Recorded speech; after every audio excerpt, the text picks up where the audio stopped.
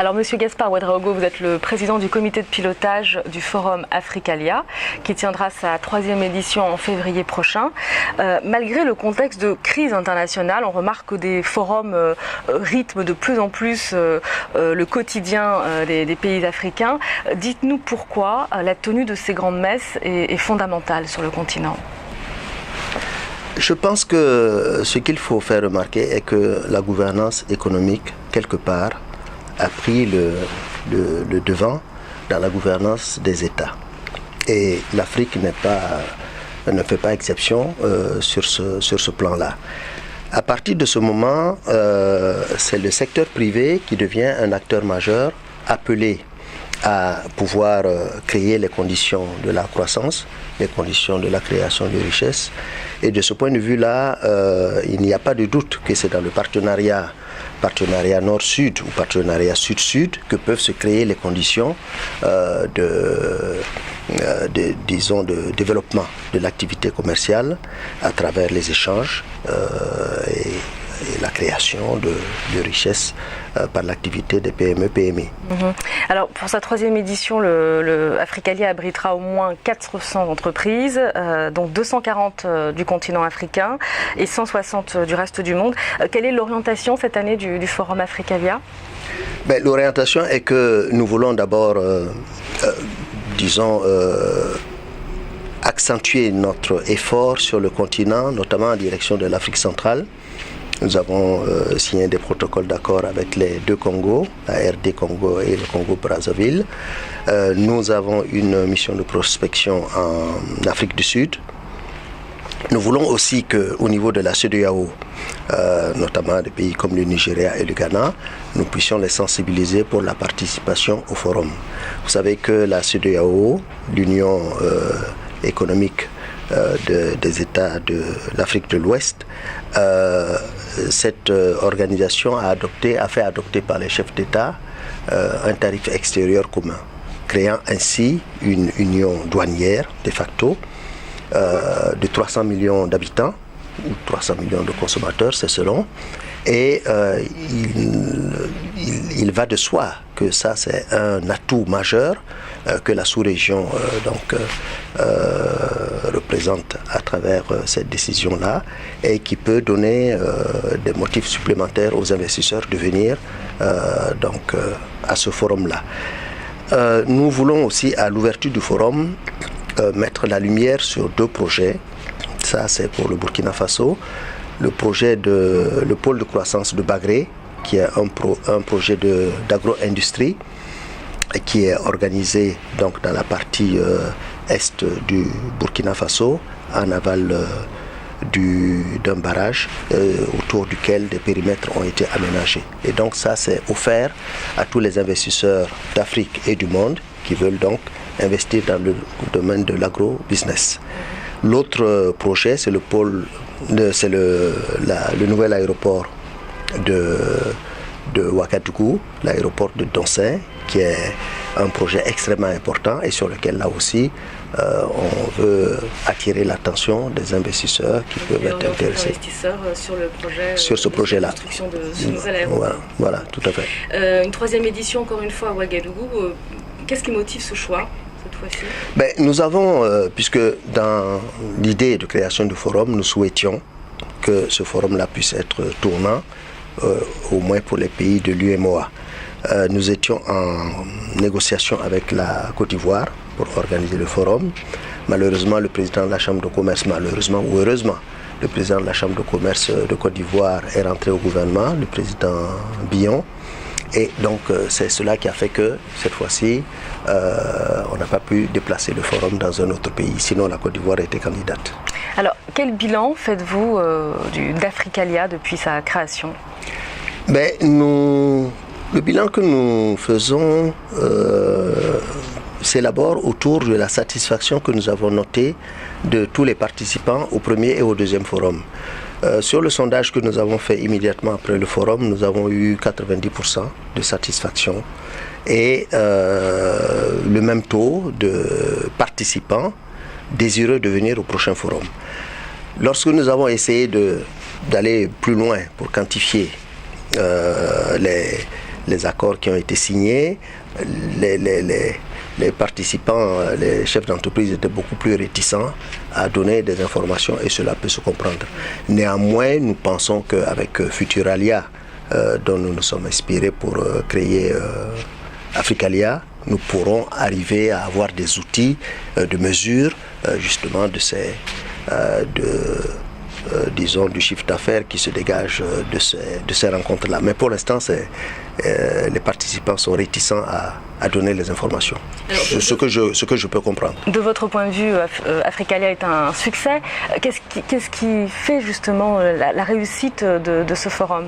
Je pense que ce qui fait la réussite du forum, c'est l'outil en soi, et qui est quand même un outil qui a été créé depuis plus de 20 ans par Futuralia, donc de la Chambre de commerce de la Vienne. Et cet outil, au fur et à mesure des forums Futuralia, s'est affiné, s'est amélioré, et nous héritons un peu de cela à travers le partenariat que nous avons entre la Chambre de commerce de Burkina Faso et la Chambre de commerce de Poitiers.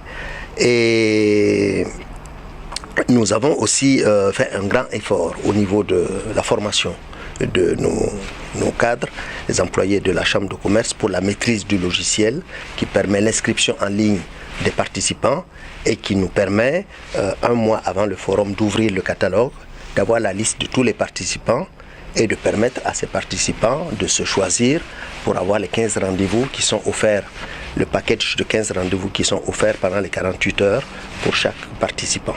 Donc c'est un outil que nous maîtrisons maintenant et qui nous permet, disons, de garantir à celui qui vient qu'il obtiendra satisfaction à travers les rendez-vous que lui-même a choisis selon les secteurs d'activité qui sont présents au forum. Alors en 2014, c'est un forum qui s'annonce extrêmement ouvert. On va retrouver la présence de 4 continents, l'Asie, l'Afrique, l'Amérique, l'Europe. L'ambition vraiment, c'est de faire du forum Africalia non pas un forum sous-régional, un forum continental, mais un forum international. Non, le principe du forum, c'est l'Afrique qui invite le reste du monde. Alors, bien sûr, l'Afrique de l'Ouest, puisque nous sommes de l'Afrique de l'Ouest, mais nous avons le souci du développement des relations entre l'Afrique et le reste du monde, mais aussi du développement des relations intracontinentaux. Donc, nous voulons que les échanges interafricains se développent autant que les échanges entre l'Afrique et le reste du monde. Et nous notons que le mouvement est déjà là, il s'est amorcé, il se développe, et nous voulons aller beaucoup plus loin dans cette action, parce que c'est cela finalement qui créera de la croissance et qui créera de la richesse pour nos pays. Alors vous êtes venu ici à Paris pour présenter justement ce forum africain dans un contexte un peu particulier, puis c'est à quelques jours d'un sommet important ici à Paris, le sommet sur la paix et la sécurité organisé par l'Élysée, sommet Afrique-France, un sommet économique également. Qu'est-ce que vous attendez, vous, Monsieur Ouedraogo, de ce sommet? Tout ce que nous, les hommes d'affaires, nous pouvons souhaiter de la part de nos gouvernants, c'est de donner la sécurité pour l'activité commerciale, l'activité d'entreprise. C'est la paix, la stabilité dans nos pays, c'est les matériaux juridiques qui sécurisent les transactions.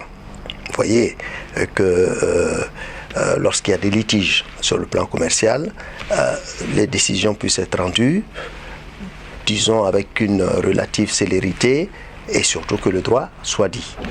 Et en plus de ça, je pense que tout ce qui peut avoir comme outil de promotion des petites et moyennes entreprises est toujours le bienvenu. Vous savez que ce qui crée la richesse, c'est essentiellement les petites et moyennes entreprises, à condition que des lois et des décisions, enfin des mesures incitatives soient mises en place par les États pour permettre à ces petites et moyennes entreprises de se créer, de se développer. Ça peut être dans le domaine fiscal, ça peut être dans le domaine de l'accompagnement avec des infrastructures qui soient disponibles, tout ce qui est transfert de données. Si vous êtes une entreprise qui a plusieurs agences et que vous n'avez pas de moyens de télécommunication qui vous permettent de travailler en réseau, vous voyez que ça pose des problèmes. Donc tout ce qui touche au développement de la fibre optique ou de liaisons de télécom, quel qu'il soit, sur le plan de la technologie, ce sont des choses qui sont indispensables aujourd'hui. C'est des infrastructures indispensable pour le bon fonctionnement et le développement des entreprises. Il semble que la France exprime en tout cas une volonté d'élargir ce sommet au-delà de ce qu'on appelle son précaré, c'est-à-dire l'Afrique francophone, et il semblerait qu'elle peine justement à y parvenir. Vous, comment est-ce que vous expliquez cela ? Mais il est vrai qu'aujourd'hui, la globalisation a fait que, disons, les éléments ont changé et la concurrence aussi s'est exacerbée. De nouveaux acteurs apparaissent sur le continent. La Chine, par exemple, arrive avec une volonté de s'approprier des richesses en matière de minerais, en matière sur le plan de l'agro-industrie. Enfin, bref, l'énergie aujourd'hui est devenue un domaine de concurrence extrêmement accru et c'est peut-être quelque part dans des moments comme cela que les entreprises comme les États doivent faire preuve d'esprit d'entreprise, d'esprit d'avoir une finesse de perception qui leur permette d'anticiper, parce que la concurrence sur le marché est extrêmement dure aujourd'hui. Donc je pense que si la France peine aujourd'hui dans les pays anglophones d'Afrique, ça montre qu'il y a des efforts à faire pour pouvoir conquérir. Un petit peu tardif selon vous quand même ?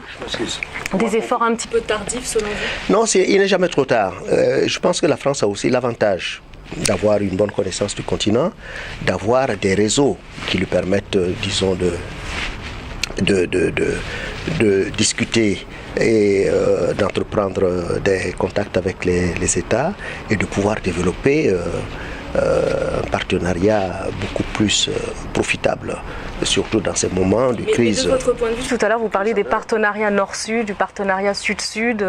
Quelle évaluation vous faites, vous, de ces partenariats aujourd'hui ? Disons que les partenariats étaient dominés par les partenariats nord-sud avant. Aujourd'hui, des partenariats sud-sud se créent.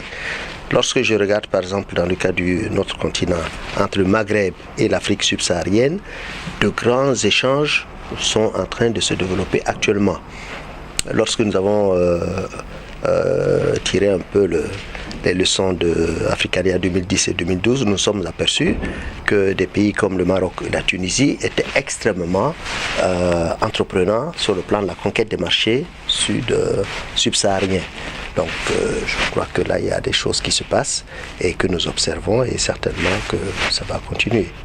Monsieur Gaspard Ouedraogo, vous êtes le président du comité de pilotage du Forum Africalia. Merci. Le Forum Africalia qui va donc se tenir du 26 au 28 février 2014 à Ouagadougou, au Burkina Faso.